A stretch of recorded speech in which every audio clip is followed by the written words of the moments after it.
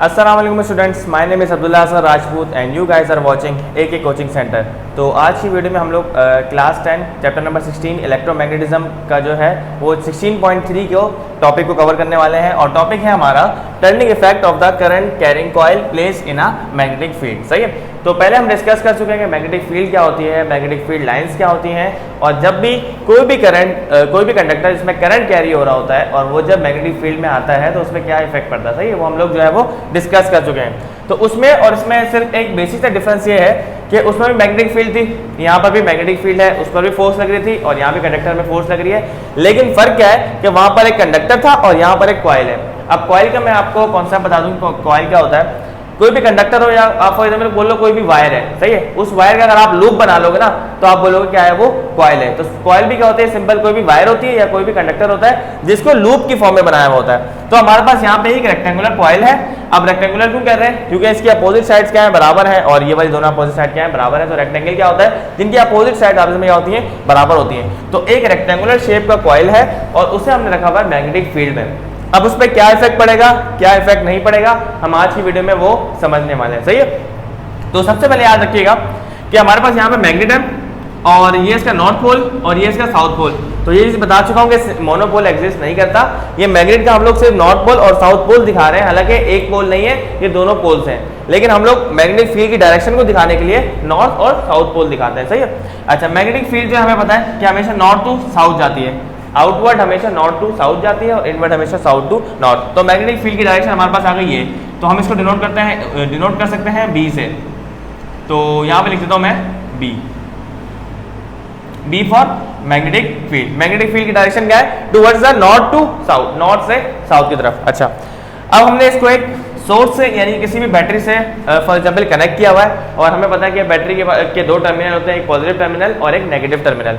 और जो पॉजिटिव वाला होता है इसे हम लोग हायर पोटेंशियल का नाम देते हैं, क्योंकि यहाँ से करंट जो है फ्लो होकर वापस आता है। सही है, तो ये डीसी करंट होता है। तो ये क्या होता है कि घूम फिर के वापस क्या आता है, इसके बाद आता है, यानी कि प्लस के पॉजिटिव चार्ज निकलेंगे और वापस घूम के यहाँ पर आ जाएंगे। सही है, अच्छा, अब जो है इस कॉइल में क्या हो रहा है, करंट फ्लो हो रहा है और आपको पता है कि ये नॉर्थ पोल है और साउथ पोल, यहाँ पर मैग्नेटिक फील्ड भी मौजूद है।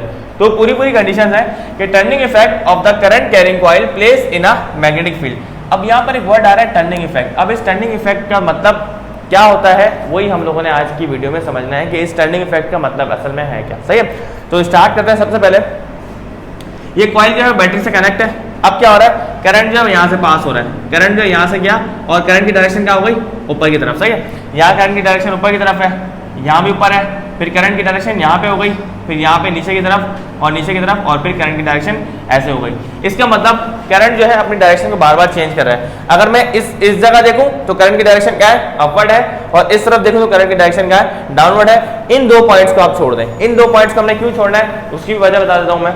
पहले इनको आप नाम दे दो। फॉर एग्जाम्पल मैंने इसको नाम दे दिया ए का, इस साइड को नाम देते बी का, इस साइड को नाम दिया सी का और इस साइड को नाम दिया डी का। सही है, अच्छा, मैग्नेटिक फील्ड लाइंस जो है वो अगर आप देखो तो एक कॉइल यूं बनी हुई है।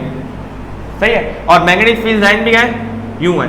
तो ये दोनों आपस में क्या है, पैरेलल हैं। और ये चीज हमें पता है कि ये दोनों आपस में पैरेलल हैं, तो इन पे फोर्स नहीं लगेगी। फोर्स हमेशा कहाँ लगती है, maximum force the magnetic field, और ये दोनों आपस में क्या होंगे, परपेंडिकुलर होंगे।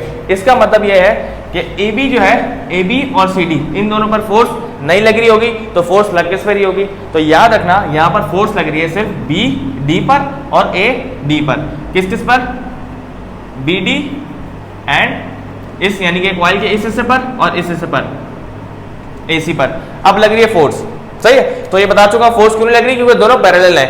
AB और CD ये क्या है, दोनों पैरेलल हैं, इसलिए इन दोनों पर कोई फोर्स नहीं लग रही। सही है, तो फोर्स लग किस पर ही है, फोर्स लग रही है BD और AC पर। सही है, अच्छा, अब क्या करना है हमने,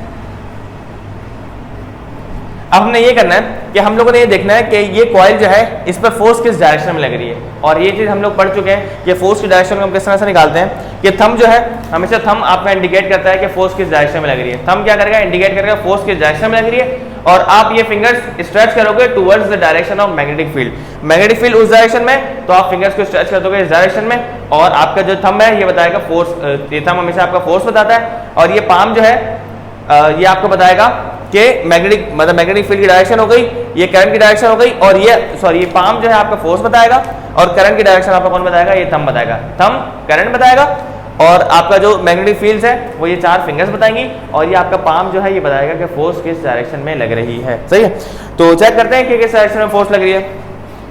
अगर मैं यहाँ पे राइट हैंड रूल अप्लाई करूँ तो मेरे जो फिंगर्स हैं वो स्ट्रेच होंगे इस तरफ, सही है, क्योंकि magnetic field towards north to south है, तो यहाँ पे हमारी फिंगर्स जो है वो स्ट्रेच हो गई। अच्छा, ये फिंगर स्ट्रेच हुई, और ये थंब जो है, ये हमारा थंब, ये इंडिकेट कर रहा है करंट की डायरेक्शन को। करंट के कहाँ है, यहाँ पे करंट ऊपर की तरफ है, और मैग्नेटिक फील्ड यूं है, तो आपका पाम किस तरफ बंद हो रहा है, ये आपका पाम जिस तरफ बंद हो रहा है, इसका मतलब है कि उस तरफ आपकी करंट फोर्स की डायरेक्शन है, मतलब फोर्स किस तरफ लग रही है, अंदर की तरफ लग रही है। सही है, तो ये राइट हैंड रूल है, दोबारा बता देता हूँ कि आपका जो ये थंब है ये बताएगा करंट की डायरेक्शन। करंट अगर अपवर्ड है तो थंब जो है वो अपवर्ड होगा, करंट डाउनवर्ड है तो करंट क्या होगा, ये फिर आपका जो थंब है ये क्या होगा, डाउनवर्ड होगा। दूसरी चीज, मैग्नेटिक फील्ड इस तरफ है तो यूं करोगे, और मैग्नेटिक फील्ड इस तरफ है तो आप क्या करोगे, यूं रखोगे हाथ, क्यों, मैग्नेटिक फील्ड वहां है तो यूं रखोगे, और इस तरफ तो ये अपना जो आपकी जो फिंगर्स है इनकी डायरेक्शन यहाँ होगी, ये आपको बताएगा करंट का है, और आपका जो पाम है ये हिस्सा जो है ये आपको बताएगा कि फोर्स किस डायरेक्शन में लग रही है। तो दोबारा रख के हम चेक करते हैं, मैग्नेटिक फील्ड उस तरफ, ये उस तरफ बंद हो गया, ये थंब का बोल रहा है ऊपर की तरफ, इसका मतलब करंट का है ऊपर है, तो आपका पाम बता रहा है कि फोर्स का लग रही है, अंदर की तरफ लग रही है। तो फोर्स याद रखना, जब अंदर की तरफ लगेगी तो ये जो कॉइल है आपकी अंदर की तरफ टर्न होगी। सही है, फॉर एग्जाम्पल ये बुक है कॉइल, सही है, और ये यूं पड़ी हुई है, और अगर फोर्स यहाँ लगेगी तो ये यूं हो जाएगी, ये कैसे हो जाएगी, अंदर की तरफ हो जाएगी। सही है, तो इसका मतलब यहाँ पर जो फोर्स लग रही है वो कहाँ लग रही है, इन टू द प्लेन। तो मैं यहाँ कह सकता हूँ कि बी डी द फोर्स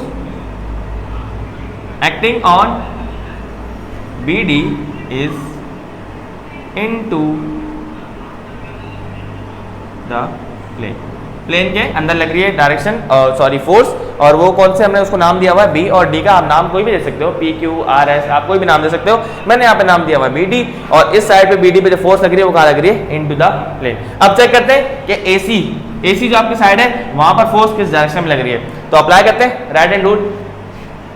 भाई देखो, ये आपकी जो फिंगर्स है ये उसी तरफ जाएंगी, अब करंट की डायरेक्शन ऊपर नहीं है, करंट की डायरेक्शन क्या है, नीचे की तरफ है, इसका मतलब आपका जो थंब है ये नीचे की तरफ खुलेगा, यानी कि नीचे की इसकी डायरेक्शन क्या होगी, नीचे की तरफ होगी। तो अब मैं यूं फिंगर्स यूं नहीं रख सकता, अब मुझे फिंगर्स को यूं रखना पड़ेगा। जब फिंगर्स को मैं यूं रखूंगा तो मेरे पास करंट की डायरेक्शन नीचे की तरफ और मैग्नेटिक फील्ड उस तरफ है, तो आपका जो पाम है, आपका ये जो पाम है ये किस तरफ खुल रहा है, बाहर की तरफ खुल रहा है। इसका मतलब ये जो AC है इस पर जो फोर्स लगेगी वो कहाँ लगेगी, आउट ऑफ द प्लेन। सही है, सो AC, अच्छा ये तो हटा दो, फोर्स नहीं लिखा है, द फोर्स, सही है, the force acting on BD is into the plane, the force acting on AC is out of the, सही है, ये चीज तो हो गई। अब हम कब से ये डिस्कस कर क्यों रहे हैं कि फोर्स कहाँ लग रही है, फोर्स कहाँ लग रही है। हम लोगों को एक कॉन्सेप्ट आपको अगर पता होगा तो आप ये पूरा फिनोमेना, ये जो भी हो रहा है, जो भी वर्किंग है आप समझ जाएंगे। वो फिनोमेना क्या है कि आपके पास ये कॉइल जो है, ये कॉइल बिल्कुल हवा में फ्री फॉल नहीं कर रही होती, ये कॉइल जो है किसी न किसी चीज से बंधी हुई होती है। जैसे आपका जो डोर है उसकी एक साइड बंधी हुई होती है, डोर जो है यूं बंद होता है और यूं खुल सकता है। सही है, ये कॉइल जो है इसके ये वाले एंड्स फिक्स होंगे, ये कॉइल्स के ये वाले एंड क्या होंगे, फिक्स्ड होंगे। तो ये कॉइल जो है वो ऊपर नीचे मूव नहीं कर सकता, ये कॉइल जो है सिर्फ यूं ही मूव करेगा, मतलब यूं जा सकता है और यूं आ सकता है। सही है, और इसके दोनों एंड्स क्या होंगे, फिक्स होंगे। तो एक बात अगर आपको अच्छी तरह से पता हो कि टॉर्क की अगर आपको डेफिनेशन पता हो तो टॉर्क क्या होता है कि कोई भी ऐसी बॉडी जिसके दो एंड्स फिक्स्ड हो, यानी कि वो ऊपर नीचे मोशन ना कर सके, उस ऊपर नीचे वाली फोर्सेज जो आप इसमें बैलेंस्ड हो, या वो चीज फिक्स्ड हो और वो चीज जो है वो रोटेट कर सके जब उस पर फोर्स लगे, जब उस पर फोर्स लगाओ और वो रोटेट करे, तो इस फिनोमिना को, इस जो भी आप अमल हो रहा है इसको हम लोग क्या बोलते हैं, टॉर्क बोलते हैं। तो टॉर्क का दूसरा नाम ही क्या होता है, turning effect of the force, जो कि हम लोगों ने हेडिंग में लिखा हुआ है, turning effect of a current carrying coil place in a magnetic field. तो हम आसान जबान में, सादा अल्फाज में ये कह सकते हैं कि हमारे पास इस कॉइल में क्या प्रोड्यूस हो रहा है, टॉर्क प्रोड्यूस हो रहा है। सही है, सिंपल अल्फाज में टॉर्क प्रोड्यूस हो रहा है। अच्छा, इसकी छोटी सी डेरिवेशन है, लेकिन आपके सिलेबस में इसकी डेरिवेशन मौजूद नहीं है, इजी सी डेरिवेशन है, कोई लेंथी डेरिवेशन नहीं है, तो वो आपको सेकेंड ईयर में इंशाल्लाह डेरिवेशन पूरी पढ़ेंगे। अब मैं लिखता हूँ, मैं बुक से स्टडी करता हूँ कि बुक में क्या लिखा हुआ है और हम लोग फार्मूला लिखते हैं। तो मैं यहाँ पे आई लिख देता हूँ करंट की डायरेक्शन क्या है आई, और वो अपवर्ड है, यहाँ पे आई आ गया, और ये मैग्नेटिक फील्ड बी है, और फोर्स क्या लग रही है यहाँ पर इनटू द प्लेन, और यहाँ पे इनटू द प्लेन, यहाँ पे आउट ऑफ द प्लेन। तो इस इनटू द प्लेन की वजह से कॉइल अंदर जाएगी और आउट की वजह से बाहर आएगी, तो कॉइल क्या करेगा, टर्न करेगा, और इस टर्न को हम लोग क्या बोलते हैं, turning effect of the current carrying coil place in a magnetic field. अच्छा, और ये जो इस जो टर्न करेगी कॉइल, ये डिपेंड करती है एक तो मैग्नेटिक फील्ड कितनी स्ट्रांग है आपकी, जितना बड़ा मैग्नेट लगाओगे, जितनी ज्यादा मैग्नेटिक फील्ड होगी उतनी ज्यादा फोर्स जनरेट होगी, और जितनी ज्यादा फोर्स जनरेट होगी उतनी ज्यादा तेजी से कॉइल मूव करेगा। सही है, तो स्टडी करते हैं इसको थोड़ा सा हम लोग। When a current pass through the coil, equal and opposite parallel forces act respectively on the sides of the coil beside the poles of the permanent magnet। तो ये permanent magnet हमने लगाया हुआ है, सही है, उस पर ये कह रहे हैं कि when a current passes through the coil, जब करंट पास होगा कॉइल में, equal and opposite parallel forces, equal and opposite parallel forces लगेंगी, जिनकी डायरेक्शन में यहाँ लिख चुका हूँ। ये कौन सी फोर्स, जो बीडी पे लग रही है फोर्स वो इनटू द प्लेन है, और जो एसी पे लग रही है वो आउट ऑफ द प्लेन है। This pair of forces produce a turning effect to rotate the coil until it is stopped by control spring। सही है, अब कह रहा है कि जब इनमें फोर्सेस लगती हैं तो क्या होता है, इनमें टर्न पैदा होता है, और इसी टर्निंग इफेक्ट को हम लोग क्या बोलते हैं, टॉर्क बोलते हैं। सही है, अच्छा, the current carrying coil kept in a magnetic field experience a torque. तो क्या एक्सपीरियंस करेगी, वो टॉर्क एक्सपीरियंस करेगी। कौन, ये जो कॉइल आपने लगाई है रेक्टेंगुलर कॉइल, ये टॉर्क एक्सपीरियंस करेगी, which is cross product of magnetic movement and the field vector. Hence the torque is maximum when the dipole moment is perpendicular to the field and zero when it's parallel or anti-parallel to the field। सही, तो वही वाली बात जो मैं आपको पहले बता चुका था कि ये A और B है, यहाँ पे इन्होंने लिखा हुआ है कि जो मैग्नेटिक फील्ड की जो चीजें पैरेलल होंगी ना उन पर फोर्स नहीं लगेगी, जो चीजें परपेंडिकुलर होंगी ना उन पर फोर्स लगेगी। अब ये पैरेलल और परपेंडिकुलर वाला कॉन्सेप्ट आप समझ लें। पैरेलल का मतलब होता है सेम डायरेक्शन। अगर तो मैग्नेटिक फील्ड और करंट की डायरेक्शन हाँ इसकी डायरेक्शन सेम है, जो आपके पास कॉइल है इसका जो एरिया है इसकी डायरेक्शन सेम है, तो इस पर कोई भी फोर्स नहीं लगेगी। क्यों नहीं लगेगी, क्योंकि आपके पास ये दोनों क्या है, पैरेलल है। पैरेलल हो या एंटी पैरेलल हो, फोर्स नहीं लगेगी। फोर्स उस डायरेक्शन में लगेगी। टॉर्क कब मैक्सिमम होता है, जब आपके पास दो चीजें परपेंडिकुलर होंगी, इस तरह से होंगी या तो इस तरह से होंगी। उसकी वजह क्या है, उसकी वजह मैं आपको बता चुका हूँ। ये क्रॉस प्रोडक्ट जब भी हटता है, क्रॉस हटता है, तो आपके पास क्या आता है, साइन आता है। और साइन फंक्शन के बारे में अगर आपको पता हो तो साइन जो है वो 90 डिग्री बराबर होता है 1 के। आपके पास साइंटिफिक कैलकुलेटर तो आप वेरीफाई कर सकते हैं कि साइन 90 डिग्री बराबर होता है 1 के, और साइन 0 डिग्री ये बराबर होता है 0 के। और अगर मैं बात करूं कॉस की, तो कॉस 90 डिग्री बराबर होता है 0 के, और कॉस 0 डिग्री बराबर होता है 1 के, यानी कि एक दूसरे के उलट है। सही है, तो टॉर्क का अप्लाई करोगे, टॉर्क का फॉर्मूला क्या होता है, R क्रॉस F। ये दोनों वेक्टर है, इनका प्रोडक्ट क्या है, टॉर्क। टॉर्क भी एक वेक्टर क्वांटिटी है, इसलिए हम लोग क्या बोलते हैं, ये दोनों आपस में क्या है, वेक्टर है, यानी कि इन दोनों का वेक्टर प्रोडक्ट बन रहा है। तो R क्रॉस F, अगर आप क्रॉस हटाओगे तो क्या आएगा, साइन थीटा आएगा, ये बता चुका हूँ। क्रॉस हटाओगे तो साइन थीटा आएगा, डॉट हटाओगे तो कॉस थीटा आएगा। तो जब मैं अगर क्रॉस हटाऊं तो ये हो जाएगा RF साइन थीटा।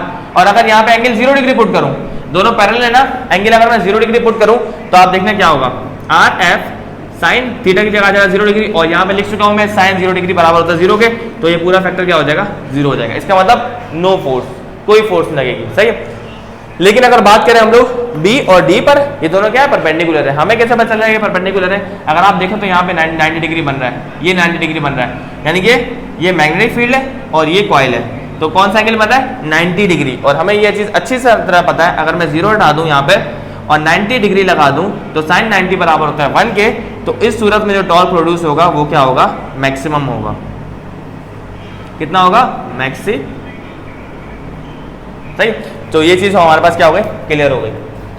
अब आगे बढ़ते हैं, क्या लिखा हुआ है, when a current pass through the coil placed in a magnetic field with its plane parallel to the field its experience a torque, thus this rectangular coil tends to rotate in a magnetic field and it suffers torque. This torque is beyond cos alpha। अच्छा, यहाँ पे cos alpha और sin alpha का भी जो है वो बहुत ज़्यादा रोल प्ले होता है कि cos alpha कब आता है और sin alpha कब आता है। तो ये चीज़ आपको बताता हूँ कि cos और sin कब आता है। सही है,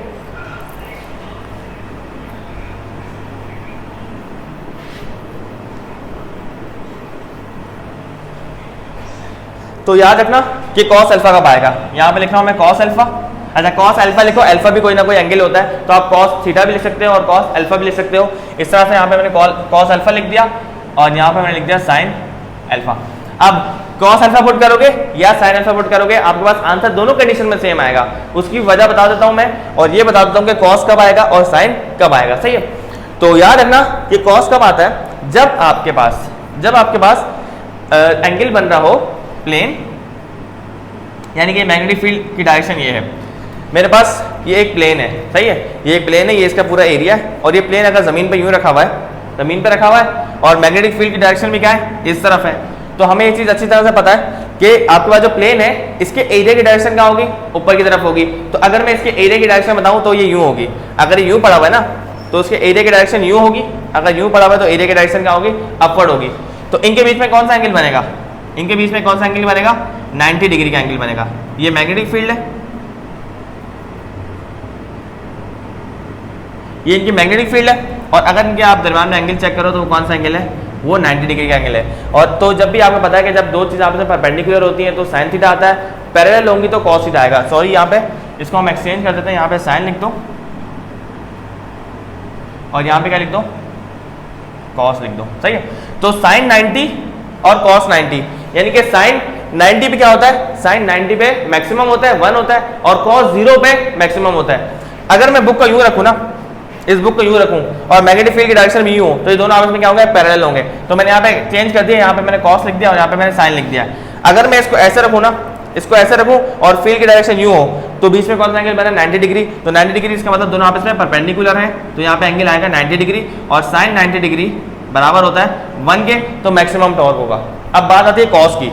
अब बुक यूं रखी हुई है और मैग्नेटिक फील्ड की डायरेक्शन भी यूं है, बुक यानी कि ये प्लेन जो है, प्लेन भी पैरेलल है और मैग्नेटिक फील्ड भी क्या है, दोनों आपस में क्या है, पैरेलल है। तो जब पैरेलल होंगे दोनों तो कॉस क्या होगा, कॉस 0 डिग्री होगा। और याद रखना कॉस 0 डिग्री हमेशा क्या बराबर होता है, 1 के बराबर होता है। इसका मतलब दोनों कंडीशन में आपके पास जो टॉर्क है वो मैक्सिमम आ रहा है।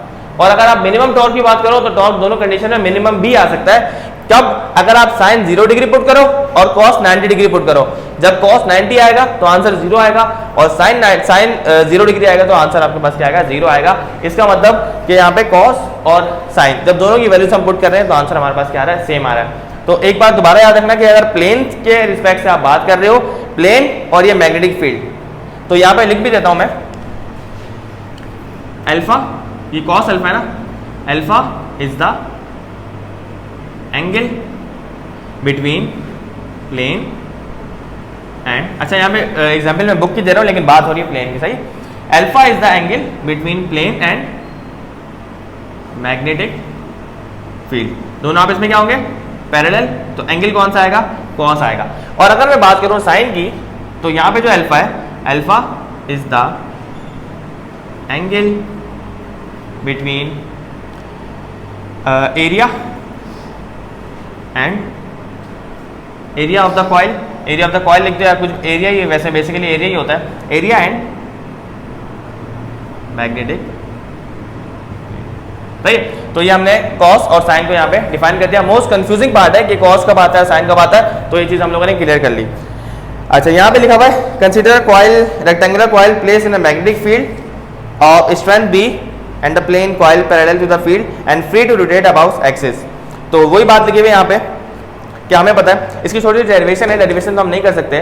तो डेरिवेशन में क्या होता है कि आप टॉर्क का फॉर्मूला लिखोगे R क्रॉस F, सही है, और F की जगह हमें पता है कि F किसके बराबर होता है, F बराबर होता है बेल साइन थीटा के। तो उसकी छोटी सी डेरिवेशन है, और फॉर्मूला हमने क्या ड्राइव करना है इससे, फॉर्मूला जो ड्राइव हुआ है वो हुआ है हमारे पास BIAN, बल्कि इसको रब करना, मैं दोबारा यहाँ पे फॉर्मूला लिख देता हूँ, इसको मिटा के।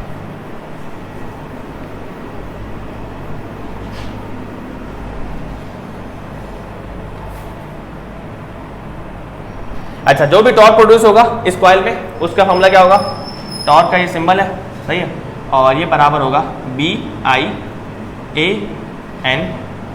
cos alpha. सही है, तो जब आप डेरिवेशन करोगे ना तो आपके पास ये n नहीं आ रहा होगा। ये n क्यों नहीं आ रहा होगा, इस n को अगर मैं यहाँ से हटा दूं तो फॉर्मूला क्या बन रहा है, BIA cos अल्फा। सही है, BIA cos अल्फा। यहाँ पर ये B है, ये B क्या है, मैग्नेटिक फील्ड। मैग्नेटिक फील्ड जरूरी है, वरना तो आपके पास कोई भी इफेक्ट नहीं बनेगा। मैग्नेटिक फील्ड होगी तो इफेक्ट होगा, मैग्नेटिक फील्ड नहीं है तो इफेक्ट नहीं होगा। जितनी स्ट्रांग होगी उतनी ज्यादा फोर्स लगेगी और उतना ज्यादा टर्न आपको मिलेगा, मैग्नेटिक फील्ड। और यहाँ पर जो I है वो क्या है, करंट है, हमें अच्छी तरह से पता है कि आई क्या होता है, आई इज द करंट जो फ्लो हो रहा है और वो बैटरी से फ्लो हो रहा है। अच्छा ए जो है, ए क्या है, area of the coil, area of the coil.